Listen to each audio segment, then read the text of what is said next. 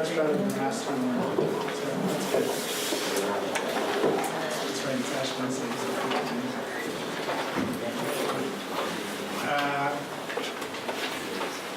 So we're going to, I won't say switch gears, but we're going to head down a different path for 2 or 3 weeks.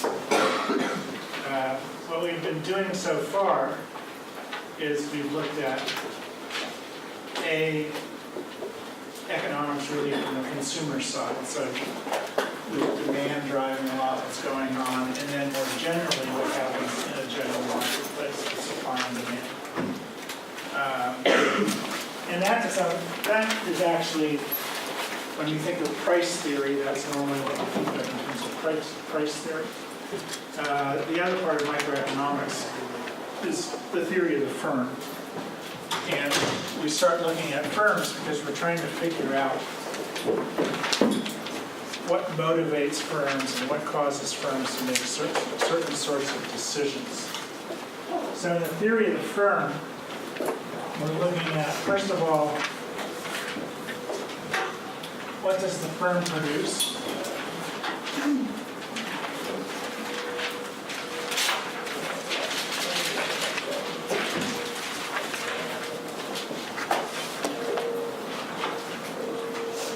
How does it produce it?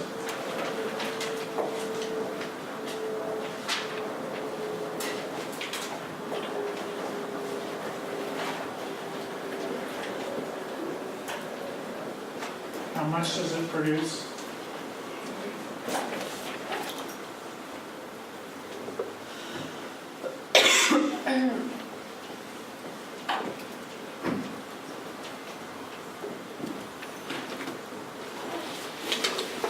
What price does it charge?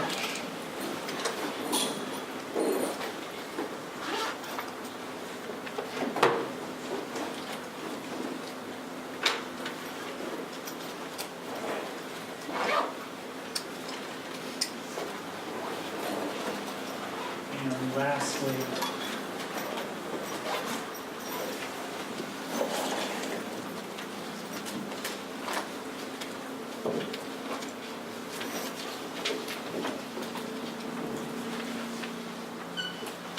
when to exit, when do you get out of the business? It's also part of the decision is when to enter.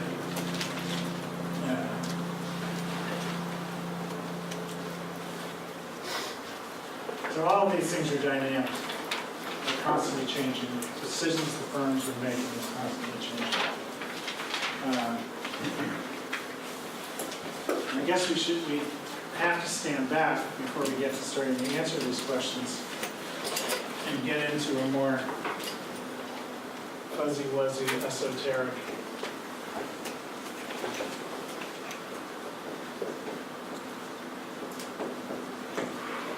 what is the firm? So we're going to have to answer this in 2 ways. One, I'm going to go through just the normal discussion of what are firms, some of them are corporations, and some of them are proprietorships, just so you have that in your pocket. But there's a more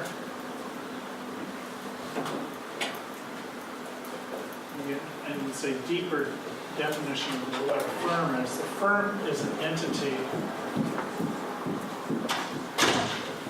that internalizes market activity.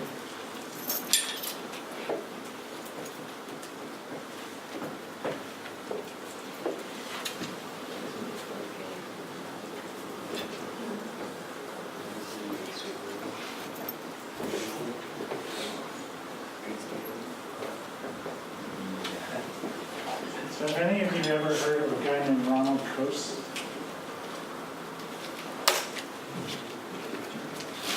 Ronald Coase won the Nobel Prize in economics probably 10 years ago. He's still alive. The guy must be, you only win him if you're alive, and sort of everybody thought he was going to drop dead, so he got a little faster. He's still alive. Ronald Coase. So if you look at all the people who win Nobel Prizes in economics, and you look at their publication lists, you'll see their publication lists are 20 pages long. They publish stuff once a week. They're like A guy named Posner, you publish stuff every 2 days, and you have hundreds of articles. Ron Coase has about 20 articles, and 2 of them are really the seminal articles in particular areas of microeconomics. One of them is the theory of social change, which we'll get to, which is really the theory of the economics of pollution.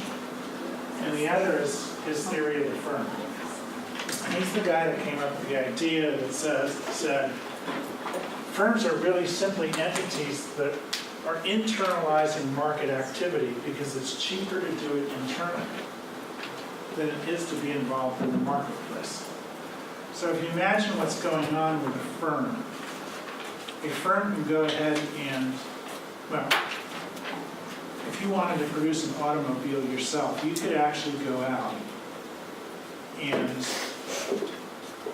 negotiate with 500 different firms and people and get parts made and individual things put together and negotiate to get the tires put on and all that sort of stuff. But in doing that, you incur what a number of transactions cost.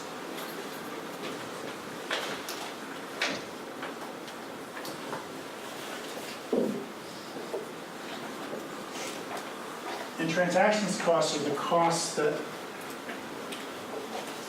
are the actual cost of doing business in a marketplace, collecting information, negotiating prices, settling on a price, doing contracts, all that sort of stuff. What firms do when they're going to produce goods and services is they say, well, a lot of these activities we can internalize. So we don't have to negotiate with the people, we're just going to hire a bunch of people. And then we can just tell the people what to do. You don't have to sit there and negotiate, well, how much do you want to screw those 12 lug bolts onto the frame of this thing? You can just say, screw the darn things on, and it's done. So what Coase is saying, and I think it makes a lot of sense, is that if you can understand the economic activity in production, and you can understand at what point you can internalize certain parts of that activity and save money and not go through the transactions part, you will do that. The problem is that when you're decreasing transactions costs in the marketplace, you're increasing what we'll describe loosely.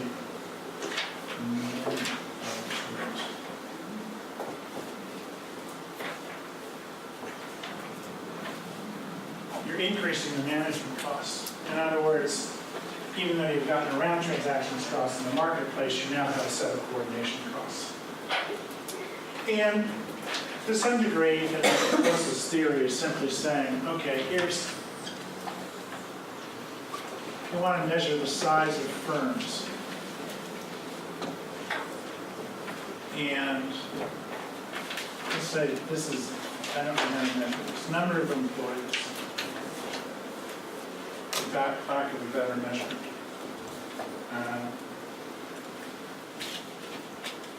And this is dollars up here, and this is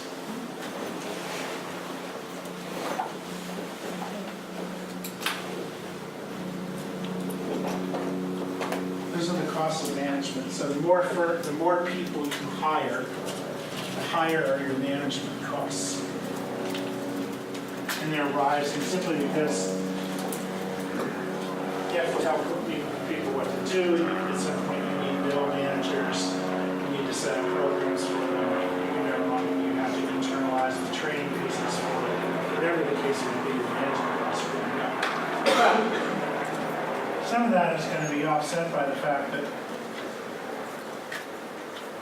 the transactions costs of what you're actually doing in the marketplace are going down. And you end up with some optimal size firm. Transaction.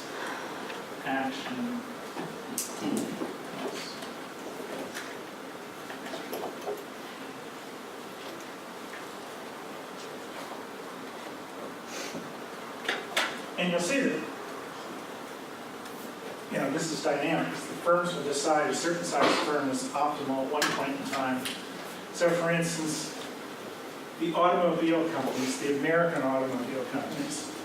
So Ford, General Motors, Chrysler,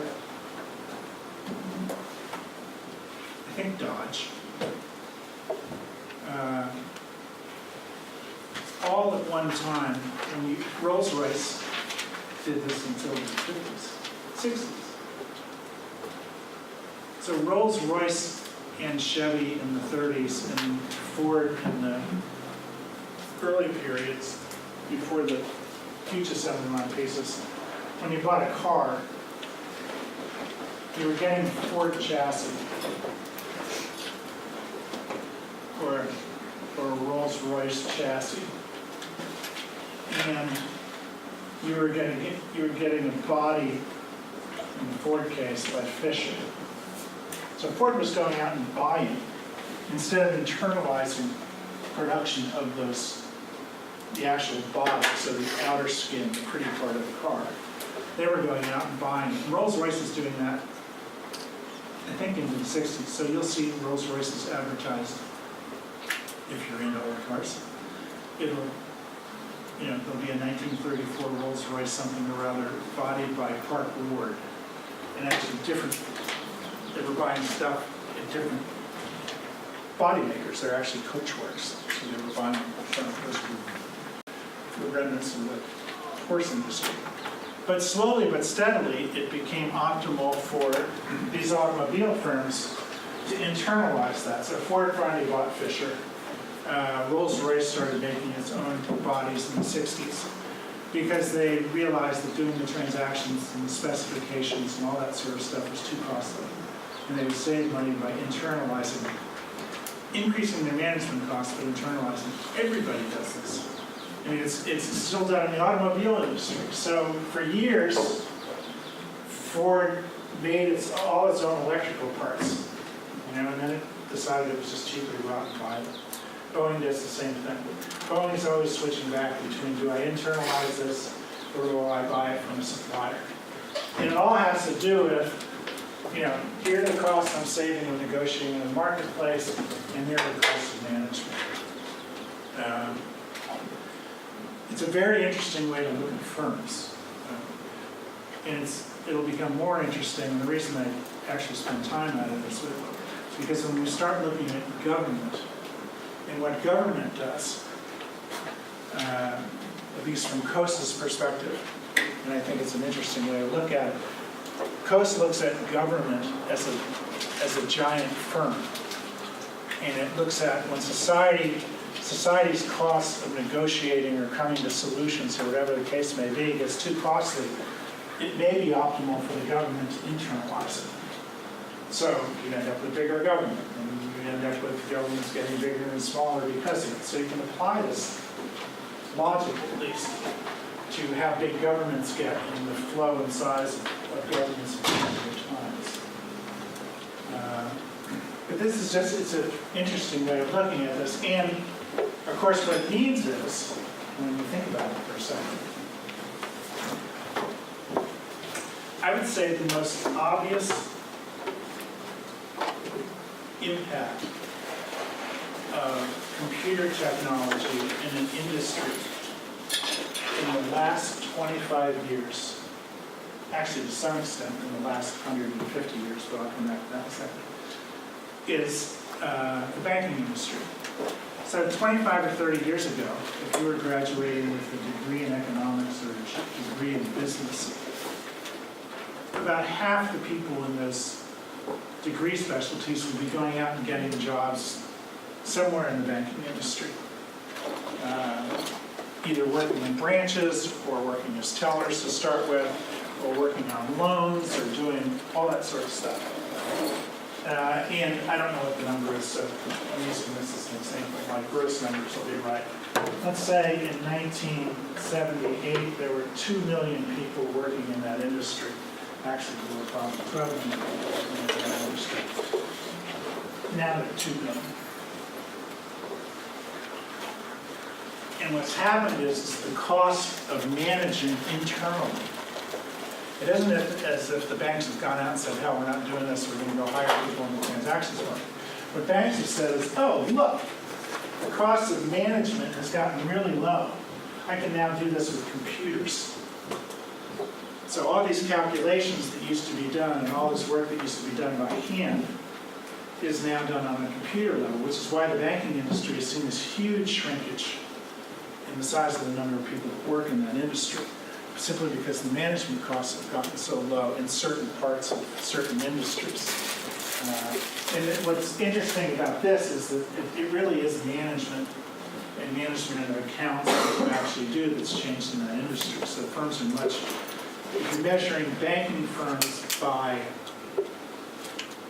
size of the firm in number of employees, they've gotten a lot smaller. They've gotten a lot bigger in terms of the amount of money they manage and the amount of money they throw around, simply because of the economies of scale of using computers at that end.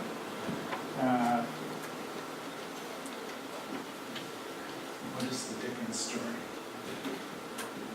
So it's actually, this technology in the banking industry has gone on for a couple, 300 years. If you remember Charles Dickens' The Christmas Story, Christmas Carol, Christmas Story. The father that works for Scrooge works in a bank, and what he does is sit at a desk and he's a bank clerk. And banks used to have, so this is where people that knew math used to go when they needed a job. Banks used to have hundreds of bank clerks, and instead of pressing a button, which you now do when you want to figure out what a mortgage is going to cost, they would go through all these long hand calculations. So that's why we have, at that time we had, per dollar being serviced, probably 10 times as many bank employees as we do today, simply because the technology wasn't there to process what's going on. So firms have changed in size. Banks are good size and efficient. So optimal firm sizes are going to be changing all the time. And in some instances, it may be optimal to get smaller. So you will see firms say, I'm going to spin this off. So Yahoo is spinning off, is it PayPal that they have a big chunk in? No, that's eBay. Who owns Facebook? eBay. Did they spin it off yet or not? Yeah, they did. Yeah, so that's a matter of, let's go get money out of this. We're not going to manage this anymore. It's a distraction from what we actually do. And you'll see firms doing that all the time. They get rid of pieces of the business that aren't optimal for them to be managing, or they get a big payoff and then they're done managing it. But firms get larger and smaller depending on how they look at these management costs and what their alternative outputs are. So, what should you take out of all of this? Is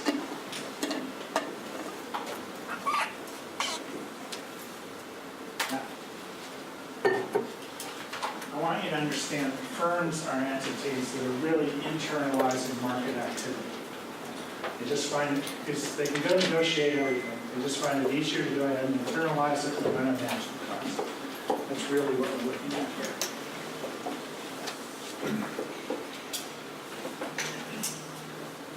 Now, as a matter of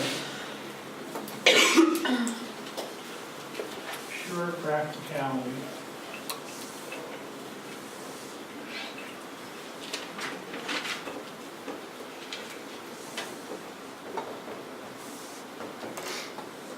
when we think of firms, so when we're describing firms, we're describing this innocuous thing out there that produces goods and services, and produces goods and services by internalizing market activity.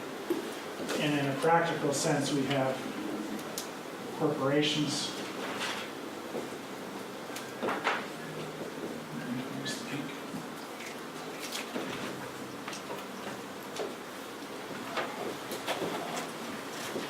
And there are different types of corporations, different rules associated with them. Partnerships.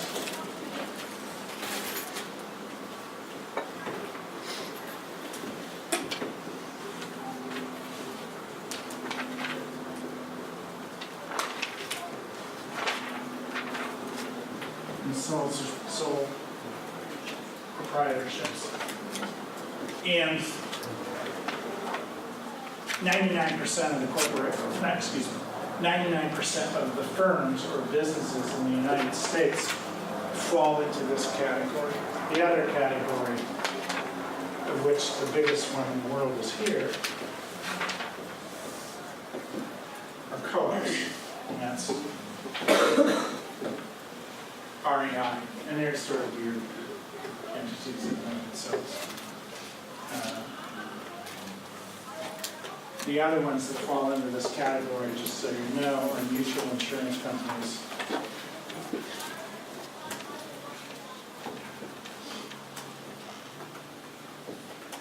And I'll quickly explain the difference. Corporations are usually set up as legal entities.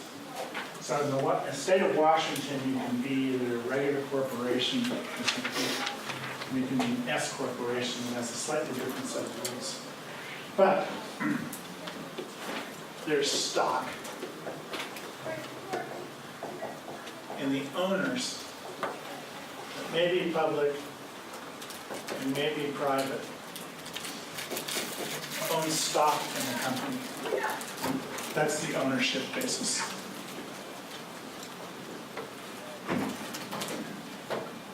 And I'll just do an easy example here.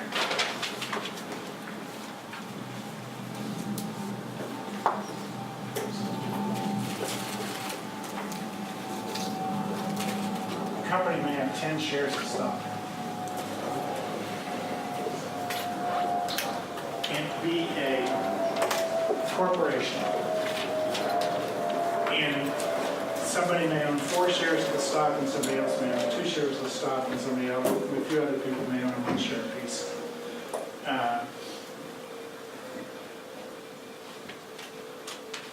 These things are tradable. So when we think of capitalism, we're normally thinking of capital investments that are tradable, that are marketable in the marketplace. And stocks are of a type that are also called equities. So there's physical ownership of the company. So if you go buy Apple stock, or you go buy eBay stock, or you go buy Starbucks stock, you are an owner of the company. You have a voting right typically. There are different rules. And you are in theory supposed to share in the profits of that company and benefit from its ownership.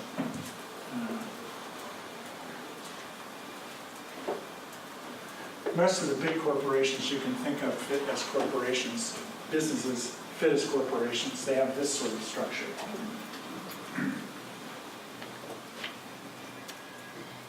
Might as well do this here.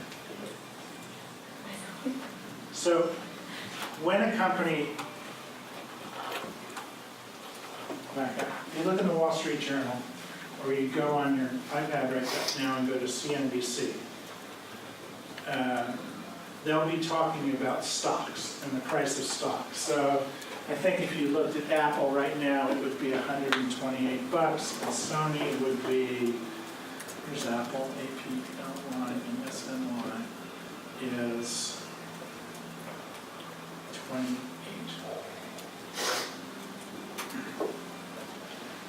Those are the prices. Okay, these are the, everybody has a little code name. All the corporations, it has to be either 4 letters or 3 letters, depending on when it started. Apple's is APPL, and I think Sony's is SNY. So you can go on, we could go right now, we could go on the internet and buy Apple stock, or if you had Apple stock, sell Apple stock, or buy into IBM stock, or buy or sell any number of literally thousands and thousands of shares of stock. And in doing so, we would either stop. If we were selling it, we would stop being an owner. If we were buying it, we would be becoming an owner. And that's what trading stocks actually is. It's actually an equity position in the company. When this happens, so when you're trading in the stock market, The company doesn't get anything out of that. So when we say that Apple's shares are worth $128, that's good for the owners. These days it's good for the owners. But it's not as if the stock goes up 10 points. Apple is better off. Apple only gets money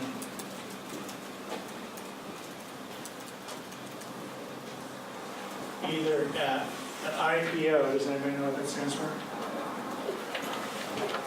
Initial public offering. The first time it goes out and gets money, there's an initial public offering. It offers stock to the public, and the public comes and buys it. So it gets money at the IPO, and typically in the United States, when there's an IPO, and it's a public offering as opposed to a public offering, so it's happening on Wall Street.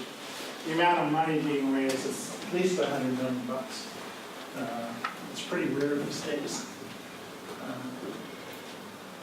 to raise less than that. That's the money that goes to the company, is in the initial public offering. And then later on down the road, there may be other public offerings. In other words, the company may come back and say, I'm going to issue more stock. They may dilute the value of the rest of the company, but they're going to issue more stock. And it's because they need to raise more money. But once this takes place in one day, or this takes place in one day. Once that occurs, that's how the company raised money.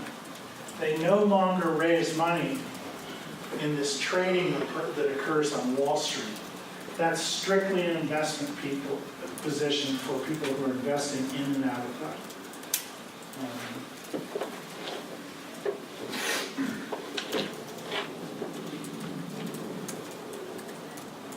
The interesting thing about stocks, or one side of it is, they have value, they have two sets of value.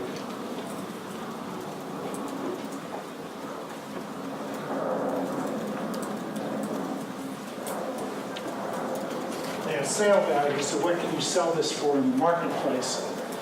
And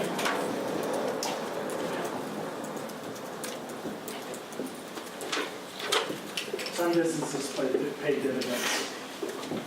So a dividend is simply, you own our stock and we're going to pay you 24 cents per share that you own this year because we made profits and this is how we're going to distribute it. So your returns in buying this stock, or whatever it is that there's sale value that you can get and there's a dividend that might be sitting out there or might not be. And everybody's always irritated at certain companies because they don't give dividends, they hold on to cash. It increases the total asset value of that company, but you're not directly getting cash from it if they don't pay out the dividends. So Apple's sitting on some ridiculous amount of money, $300 billion.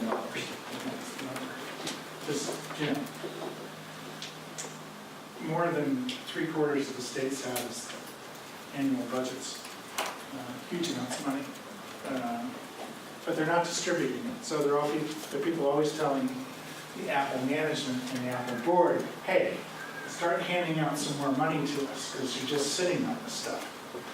I'll come back to that a little bit later. But, so you will see, this is the stock market. And we're not going to go into how the values change and what changes in a particular point in time right now. But when we talk about stock markets, or you talk about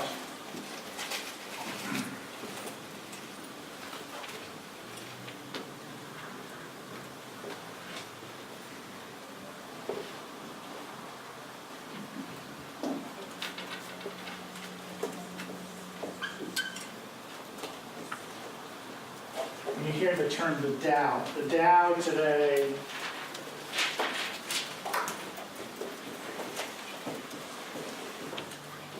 is about 18,000. That's the Dow Jones Industrial Average.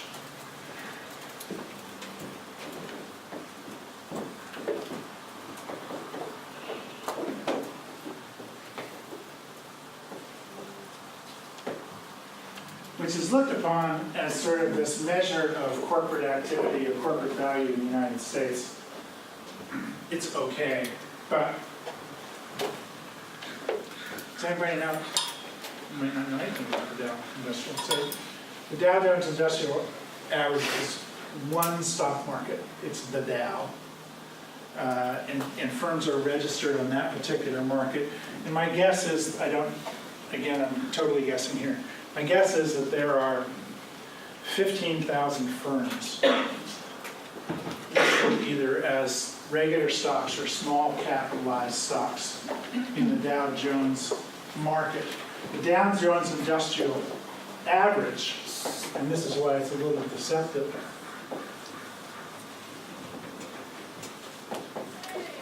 is 30 companies. So we're only looking at 30 companies at any one point in time, and when you hear that it's 1,800, 18,000 is the sum average of what it was over a period of time a day.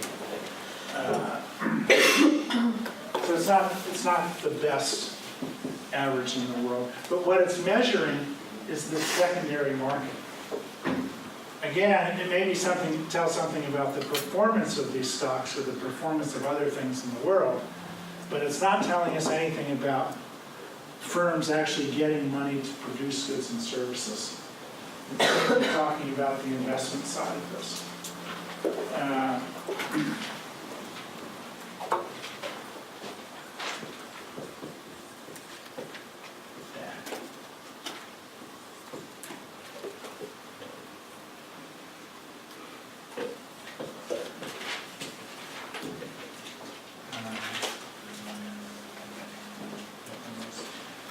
There's also a NASDAQ market. There's an American Stock Exchange. There's the Standard & Poor's Index. NASDAQ is smaller stocks, and a lot of the tech companies are familiar with smaller tech companies, especially around NASDAQ.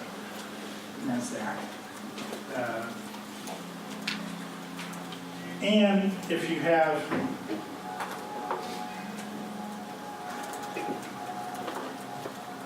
get tired of ESPN and you need another place to go and have yourself driven nuts by people talking forever about stuff that you may not know anything about, you can go listen to CNBC and they talk all day long about these markets, just incessantly.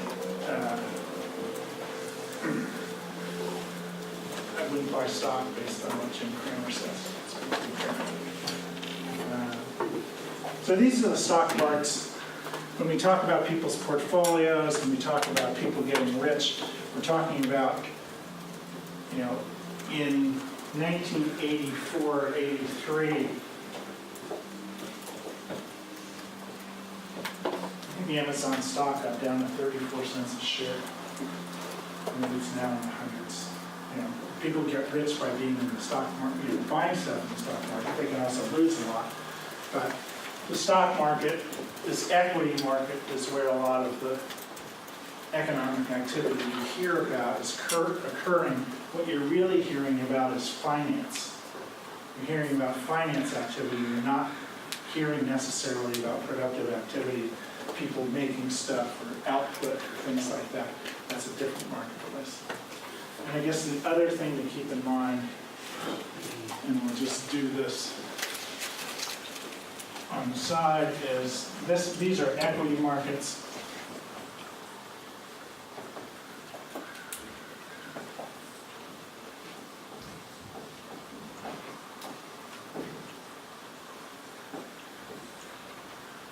You'll also hear about things called bond markets. So people also go out and buy bonds, or they invest in bonds, or a lot of people, that's how they make their living, is they do something called clip coupons, which is they get their dividend every month. Bond markets are loan markets.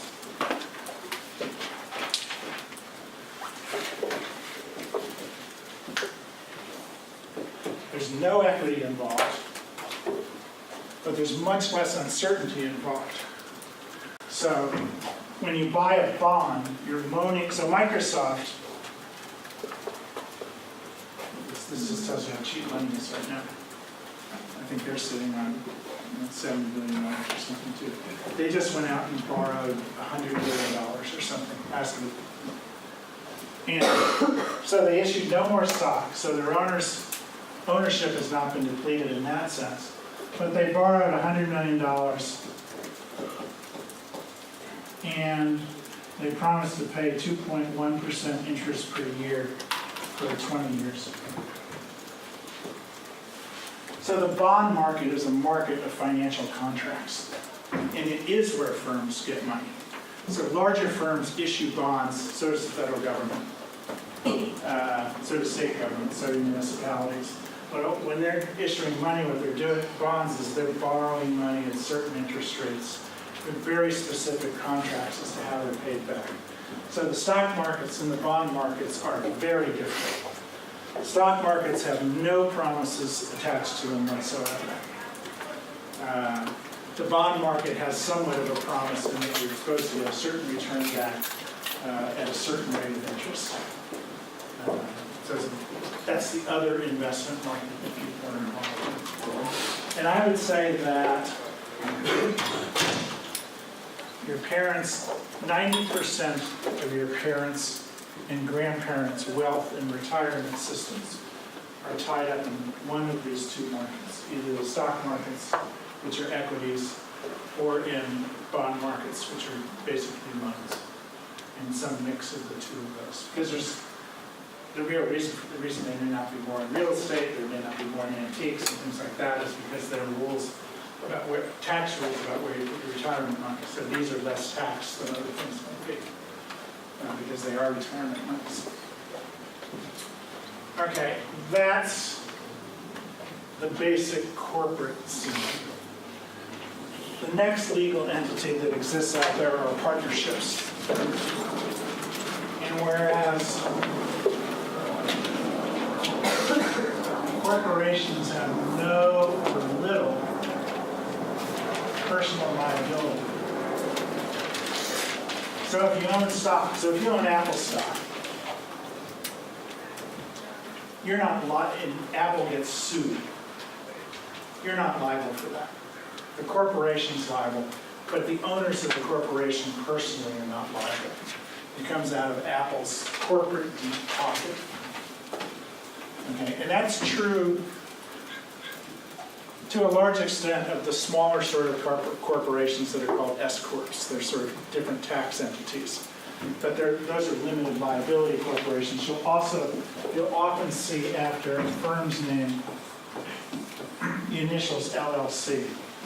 It's a smaller limited liability corporation that restricts whether or not you can sue the owners. So in the United States, and really in Britain and now all over the world, corporations are separate entities. They do not extend to the owners themselves in terms of liability. That's different with partnerships, and it's different with sole proprietorships. Partnerships and sole proprietors have liability for the actions of the firm. So if the partnership takes out a loan, the person's house may be sold in order to collect on that loan if they default on the loan. They're signing up for it personally. So in partnerships and sole proprietorships, there is ownership liability. That's the major difference. They're taxed differently and a bunch of other things, but the major difference is the liability issue.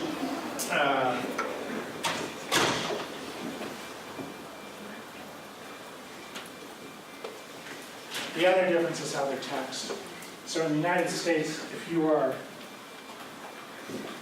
a corporation, a full Inc., you pay federal income tax. You pay federal corporate income taxes.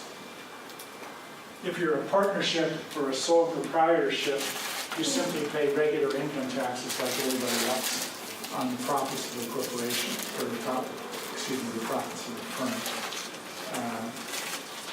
There are as you can imagine, 1,000 different tax laws that alter that. But the corporation just said there's no little on top. They were playing it. That's the third. I have no idea. Personal liability. No personal liability. You got to get it quick. I was pondering on that one a little bit. I don't know what the little's in there for. Some strain of thought coming up here.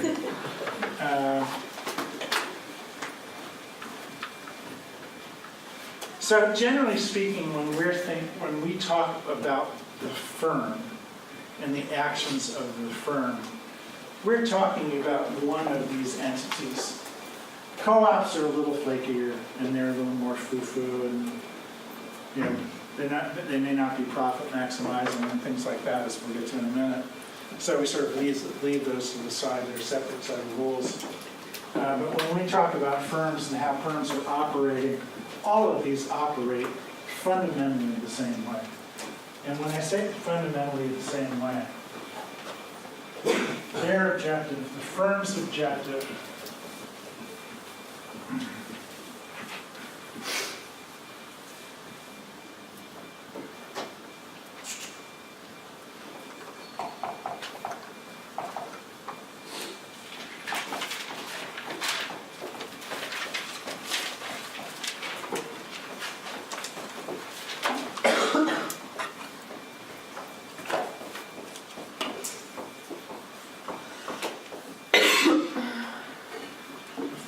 firm's objective is to maximize profits.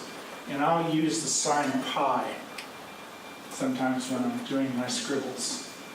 And when I use pi, that's what I'm talking about, profits. Now we're going to define profits now as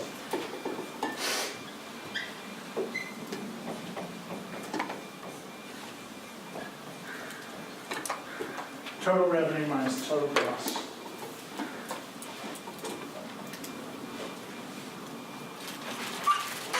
And you need to be a little bit careful with that.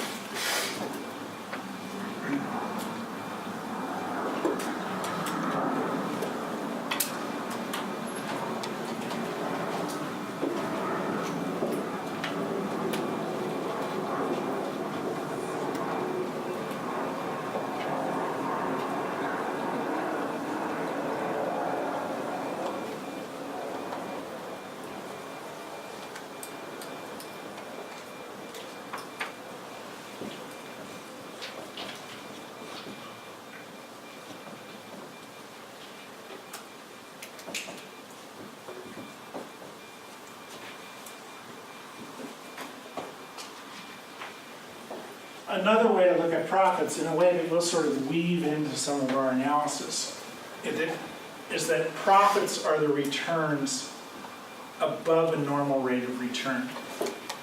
So, and we'll see how this gets, they sort of sink into one at some point.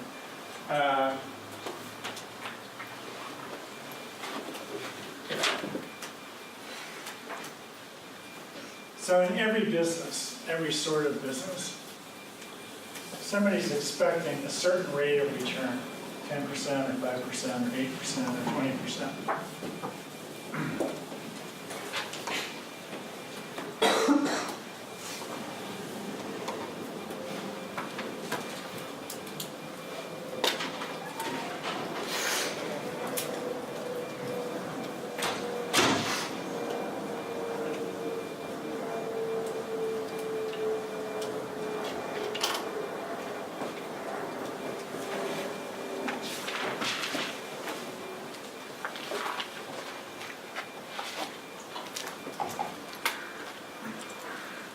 So normal rates of return, when we think of them, are going to be risk adjusted.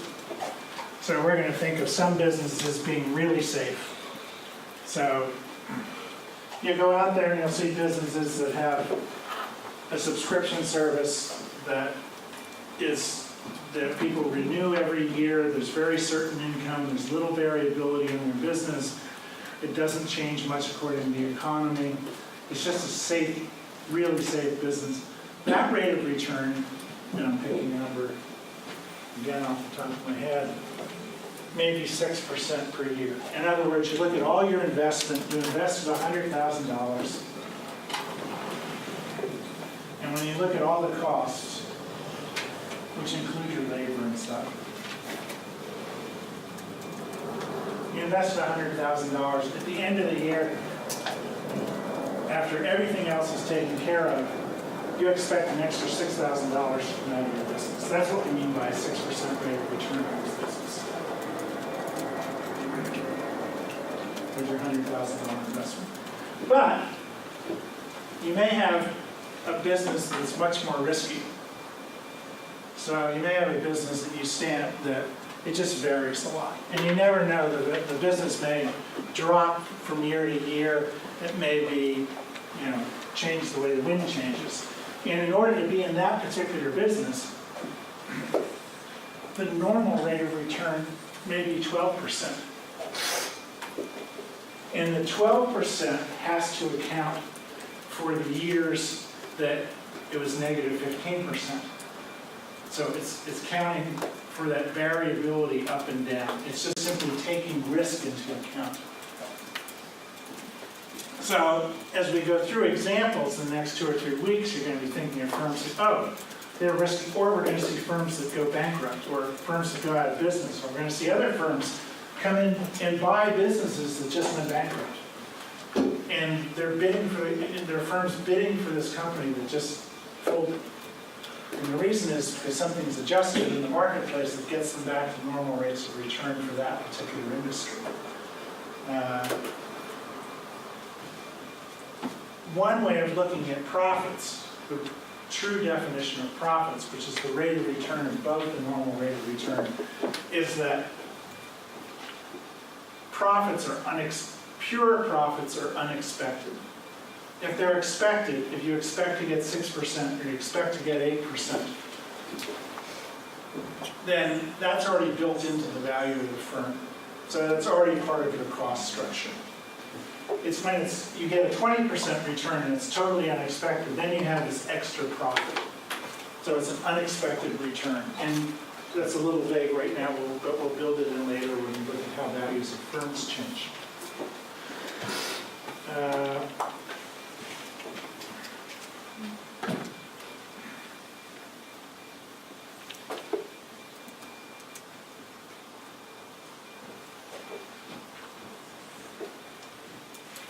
That's the only thing you have to invoke in terms of an objective function for firms. So we're not invoking that they employ labor or that they're fair or that they sell safe products or that they do anything else. The only thing we're invoking here is that the firm's objective function is to maximize profits. And it may jeopardize its profits if it does certain things. But we're looking at a firm simply as a profit generator. That's their goal, which will get us later on towards the end of the class when we're talking about equality and what firms ought to be doing. Will put firms in a difficult position. So, because if you think for a second, there are portfolios out there, stock portfolios, where people manage people's stock and they say they're socially conscious stocks. So they don't have stock and they may be carbon free. They don't want to own oil companies. So they don't want to own banks. So they don't want to own anything from South Africa or whatever the case may be. All of that stuff has costs associated and the rates of return will be lower and we see them lower. In other words, there's a cost of doing that sort of thing. Universities are famous for liquidating from all sorts of social costs, from years ago getting rid of stocks owned by any companies that were based in South Africa to getting rid of stocks owned by companies that use bunny rabbits to test cosmetics. So all of them sort of fit in. All of this has social costs associated with them, but their returns are different because of that. And that gets built into the models. And those firms often can't compete as well. Yes? What about 401ks and profit plans? Do corporations, I know they contribute, which I have a 401k, but I don't see how my company contributes, but do they get kickbacks for? No, they don't get any of that. No? No. Those are all those things. So 401ks and Roth accounts and IRAs and all that stuff are simply mechanisms for people to put away money for retirement in a tax-free world. And corporations contribute to them because it allows them to pay employees money without the employee paying taxes. So that's where the contribution is. Same as health benefits. It's actually the exact same thing in sort of different, they're providing a different service in that context.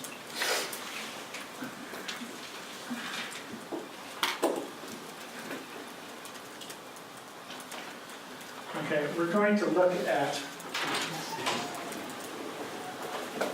sort of hitting on the pieces here.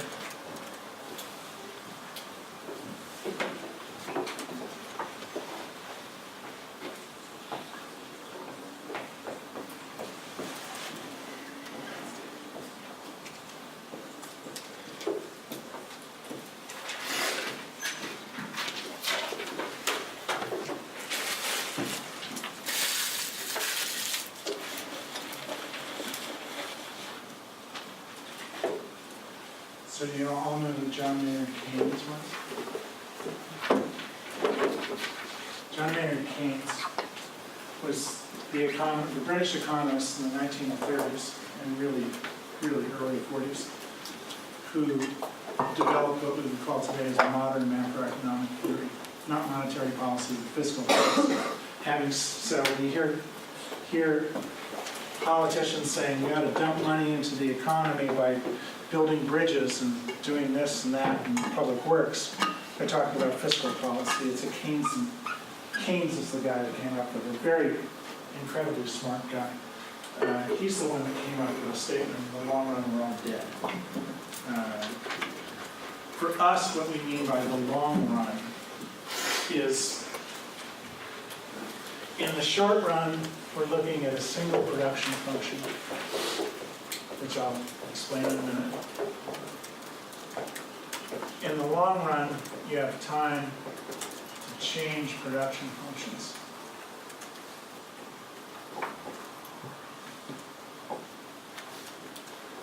Most of what we do, we're going to be looking at short-run activity because these firms are changing the way they act on a constant basis. So they're really, most firms are looking at short-run decision-making processes. Not in a bad way, not in the sort of way that is caused by sort of fanaticism of looking at monthly returns to capital and stuff like that. But in the sense that they have factories set up and they have recipes that they use. And when we talk about production functions,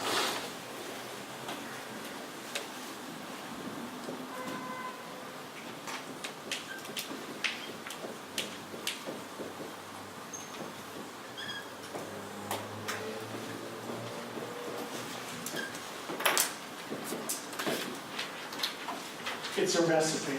Pick up any cookbook, pick up Julia Child's cookbook, and look at the recipe for beef bourguignon. And it's also giving you the tech. It not only gives you the ingredients, it gives you the technology. It says,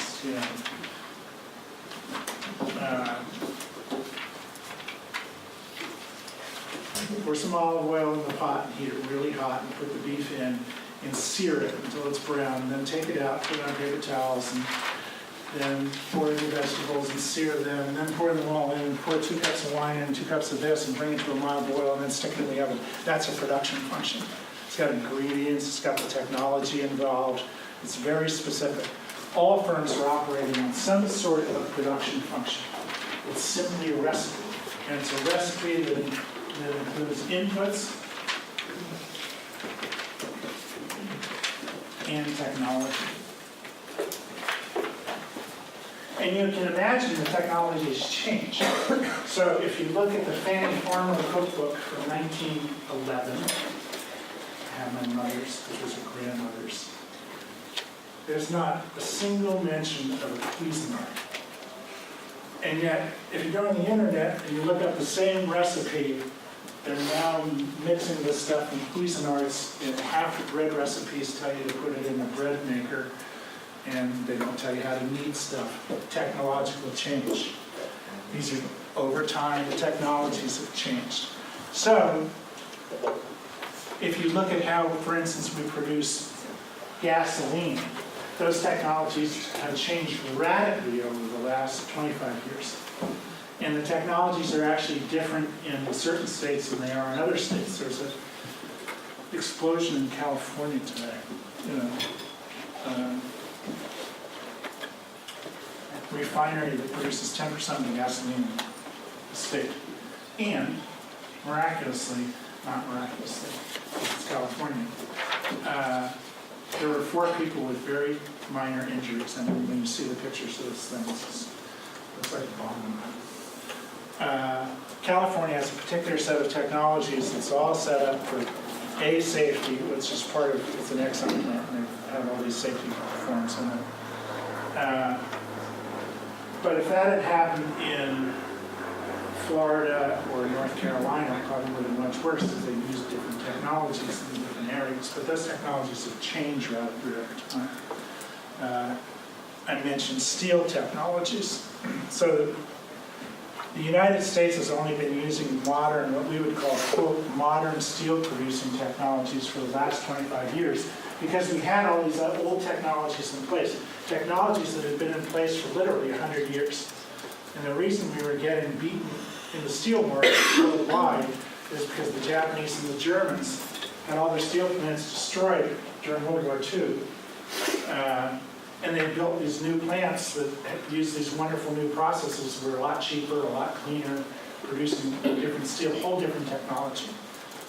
So this short run versus long run and the time it takes to go from one production function to another production function can vary hugely. So it may be that you can change the recipe for producing bread in a week, change the way you do stuff, or change the computer program that puts a rug together. That would be might be a change in production function, or the way you put something together in a plant. You may be able to do really quickly. Other technologies may take you years to change. So in order to change the way you make aluminum, you may have to build a whole new plant. And of course it may not be worthwhile to do that. So you're weighing all these costs of how soon do you change these production functions. Production functions are interesting things to study because they're the things that we're constantly putting the technology piece into. And in fact,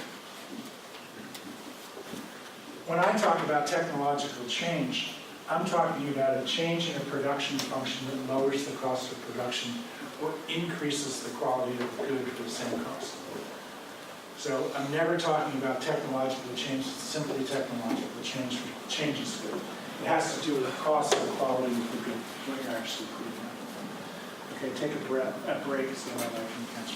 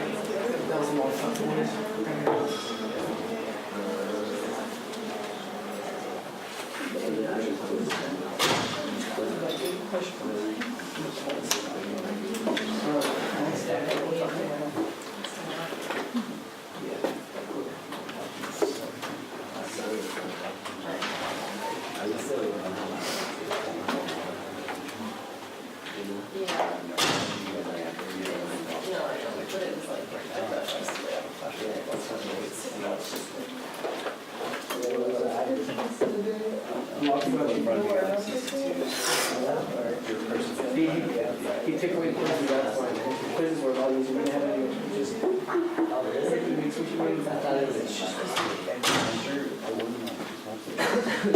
know there's like 2 wrong answers and 3 right ones. You have to get all 3 right ones. Are those pictures on the walls behind them?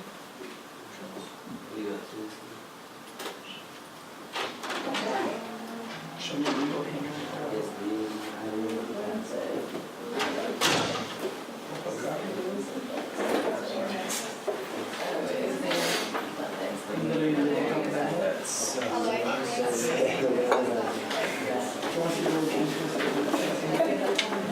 Google Maps are place. The drive to the because you know, I don't have any more calls in my room.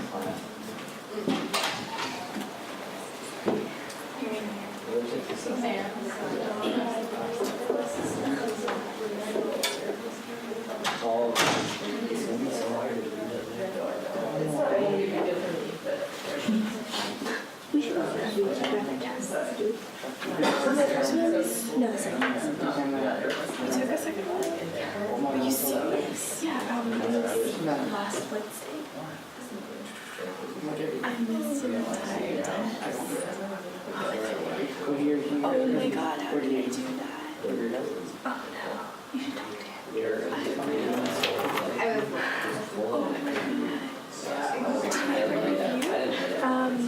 Yeah, it was like really it's 2 days. Yeah, because I believe that cost me oh my god. We did not get him back today. I would have had my heart attack about an hour ago. Did you want my cell here? Because I can tell you. I missed 2 previous classes. I don't usually understand exercises anyway, and I just go over and read the books. Yeah, no, he doesn't have anything about canvas. Oh,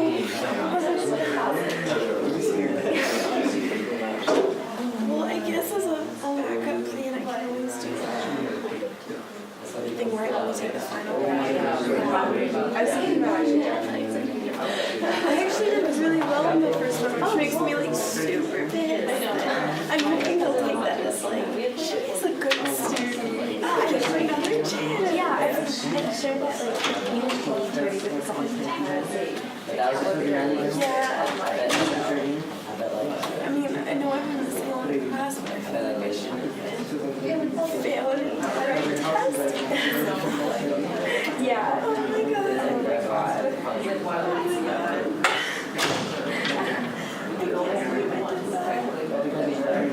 Oh, holy crap.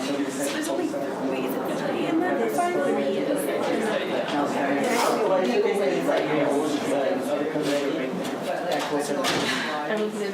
yeah, it is. I was really busy. It's got like 15% of the grade dedicated to like in-class assignment. Yeah, and we had we even had essay. Even like participation in attendance was not actually. Yeah, but you just like takes. I just like I got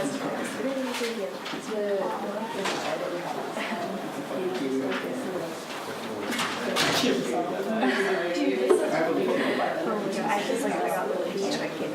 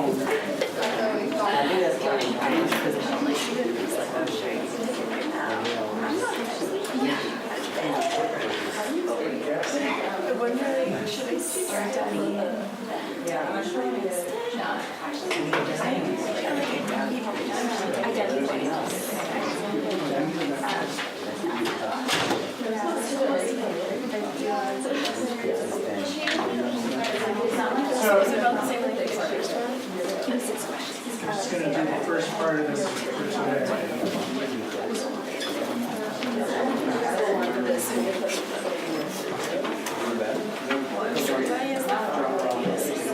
So as it turns out,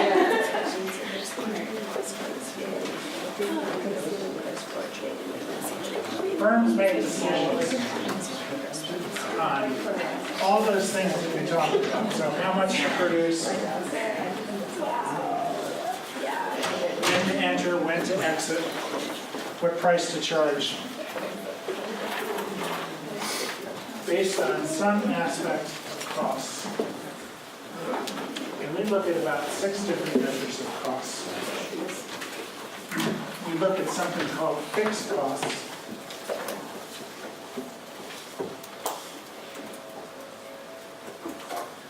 And fixed costs are those costs that do not vary with the level of output. So if you're going to go rent a restaurant and buy a stove and buy furniture and utensils and all that sort of stuff, at least at some level, those costs are fixed. You pay the same amount if you're renting them per month, or you pay a fixed amount when you first buy them. Those are fixed.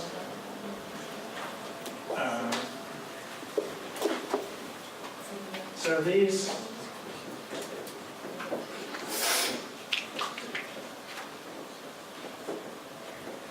do not depend on the level of output.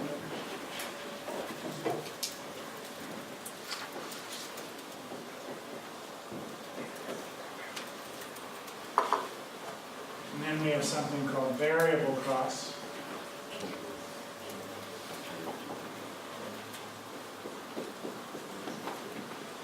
Variable costs change with the level of output. So again, if you're in the restaurant business and you're producing dinners and you're closed down on Mondays you have no variable costs. You're not buying any lettuce, you're not buying any lamb, you're not buying any of that stuff. Those are variable costs based on your anticipation. Can you keep it down over there, please? Based on your anticipation of what you're going to be actually charging and what you're going to be making on a certain day. Total cost is equal to fixed cost plus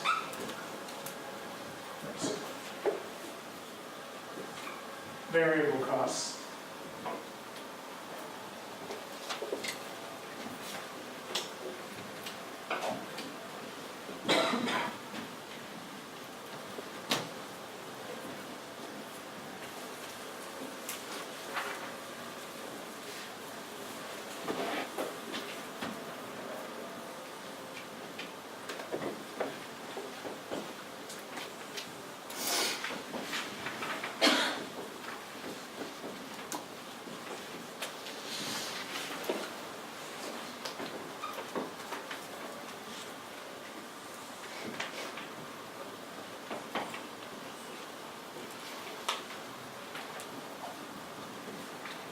So if you're simply going to graph these in their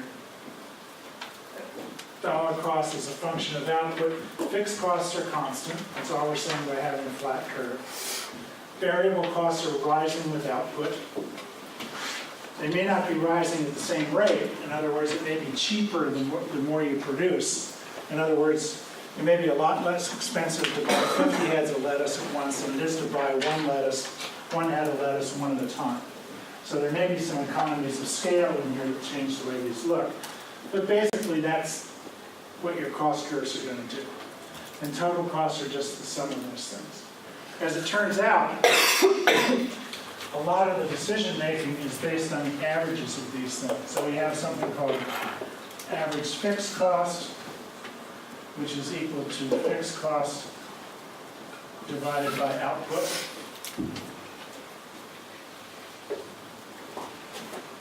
We have average variable cost, which is variable cost divided by output. And we have average total cost, which is total cost divided by output. And as we're going to see, a lot of the decisions have to do with how those particular curves interact with your revenue curves.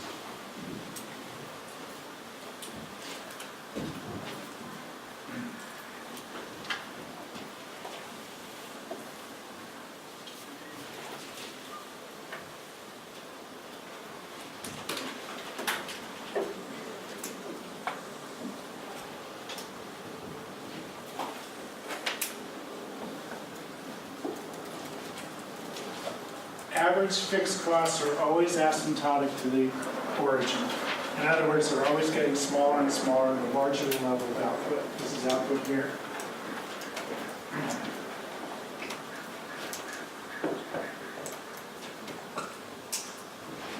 And this is dollars.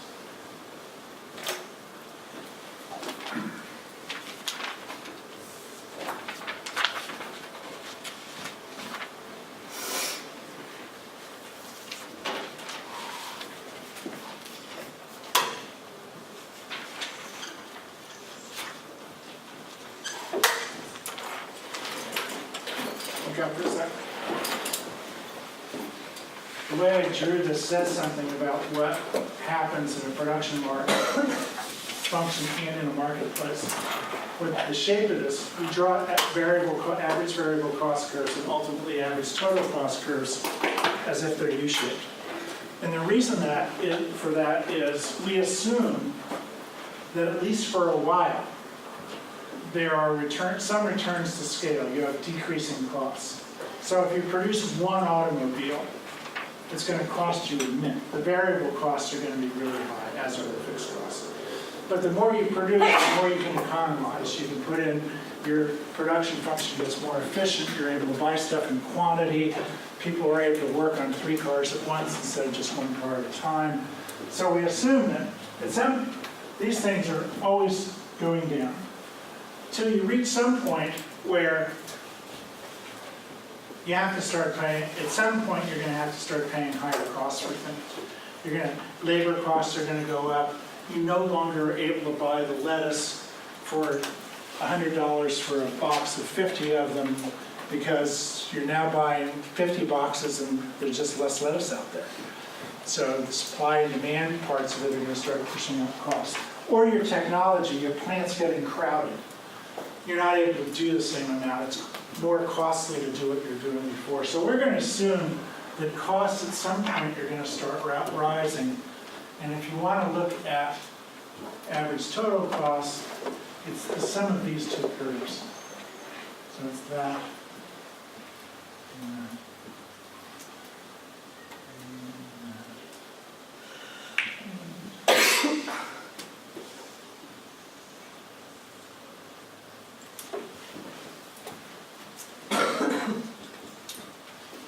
Average total cost is just the sum of average fixed costs and average variable costs. And it too is going to be U-shaped, although look up for a sec. If this is U-shaped and this is the minimum of the average variable cost curve, the minimum of the average total cost curve is going to be somewhere to the right of that. Just keep that in mind. That's just, if you draw these things out using a chart, you'll see that that always occurs, but it's handy in the sort of analysis we're doing.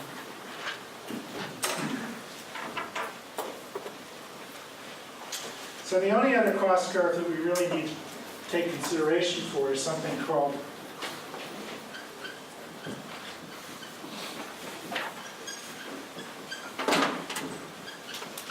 marginal cost. And marginal cost is going to be the incremental change in total cost.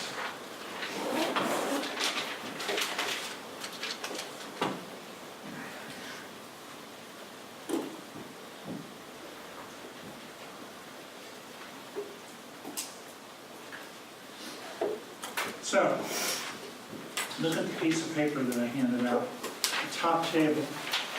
In the second column in the top table, you have total costs, and total costs are increasing. But you'll also see that, at least for the first couple of units of output, the marginal cost, or the increase in total cost of producing a new unit, doesn't go up as much as it did for the preceding unit. So the first unit, the marginal cost, look all the way to the right, is $5. The second unit costs you $2.50. The third unit costs you $5, so you're back up to where you were, and then costs start to rise along the way. Describing the same thing, there's a law of diminishing returns. As you produce more goods, sooner or later your costs are going to go up. And if you graph marginal cost curves, this is another one you need to get.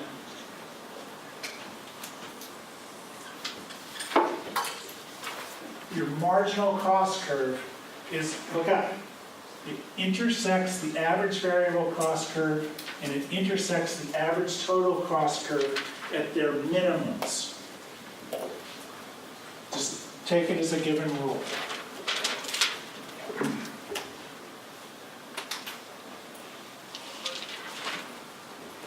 So all of the cost curve work we do, so for the next 3 or 4 weeks, when we're looking at cost curves, they're always shaped like this. They may be moving around, and you may go, oh, variable cost went up. So it shifts this up and it shifts that up. But this relationship is always going to hold. And it has important implications for how the firm is going to actually operate.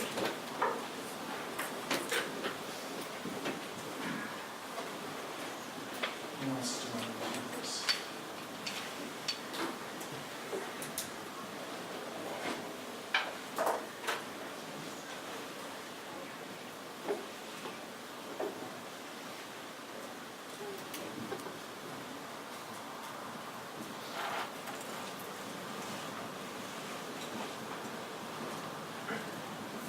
So for homework,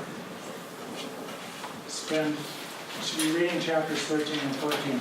Spend 15 or 20 minutes and graph these, just the cost curves. You don't have to do the profit and the last chart, just to see what the relationships are. And on Friday, we will go through these tables and start talking about a competitive environment and how firms make decisions.